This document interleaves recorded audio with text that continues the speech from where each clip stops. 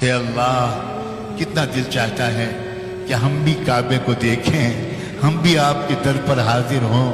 اے اللہ آپ صرف امیروں کے رب تو نہیں ہیں، آپ ہم غریبوں کے بھی رب ہیں۔ اے اللہ اپنے دربار کی حاضری نصیب فرما، اپنے محبوب کے روضے کا دیدار نصیب فرما۔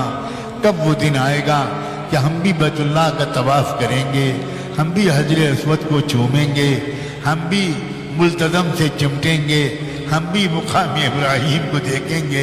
اے اللہ ہم بھی صفا مروہ کے درمیان چکر لگائیں گے، ہم بھی وہیں بیٹھ کر زمزم پئیں گے۔